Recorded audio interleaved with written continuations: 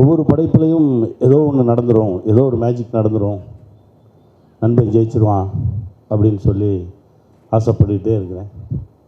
இந்த படத்தில் அந்த ஆசை நிறைவேறிடும் அப்படின்ற ஒரு நம்பிக்கை வந்திருக்கு. ரொம்ப மகிழ்ச்சி. இறைவனுக்கு நன்றி. ஒரு உணர்வுபூர்வமான ஒரு படைப்பை பார்த்த மாதிரி இருந்தது. ஏன்னா படம் நான் பார்க்கல, 2-3 முறை கூப்பிட்டாங்க, நான் இங்கே இல்லை.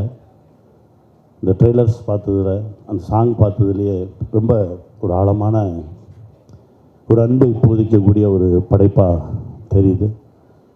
மீரா கதிரவன் இயக்குனர், சாம் சிஎஸ் இசை, படத்தோட பேர் ஹபீபி. சந்தோஷமாக இருக்குது. ஒரு பெரிய தேசிய ஒருமைப்பாடு படைப்பிலே இருக்குது. இப்போது இந்த சமூகத்துக்கு தேவையான ஒரு படைப்பு அப்படின்னு நான் நினைக்கிறேன். என் தம்பி சாம் சிஎஸோட இப்போ ஒரு படம் ஒர்க் பண்ணிகிட்ருக்கேன். அப்படி ஒரு வேலைக்காரனை பார்க்கவே முடியாது.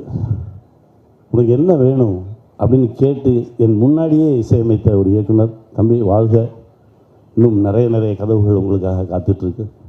வாழ்த்துக்கள். அப்புறம் எங்கள் ஐயா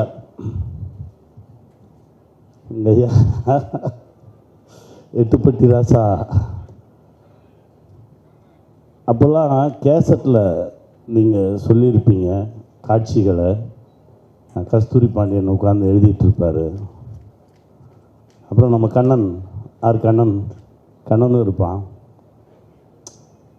உங்களுடைய உச்சரிப்பை கேட்டு கேட்டு வியந்துக்கிட்டே இருப்பேன். ஏன்னா இரவு மட்டும்தான் வருவேன் அலுவலகத்தில். உங்கள் அலுவலகத்தில் உங்களுக்கே தெரியாமல் ஒரு 3 மாதம் தங்கியிருந்தேன் நான்.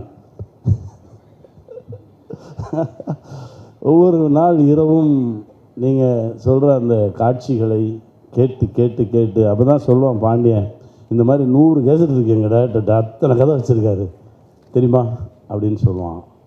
அந்த ஏற்ற இறக்கங்கள், நீங்கள் கோவமாக பேசுகிறது, காதலோடு பேசுகிறது, அன்போடு பேசுகிறது, இது எல்லாத்தையுமே கேட்டு கேட்டு கேட்டு இவருக்குள்ளே இவ்வளோ ஆழமான ஒரு நடிகன் இருக்கானே நான் வியந்திருக்கேன்.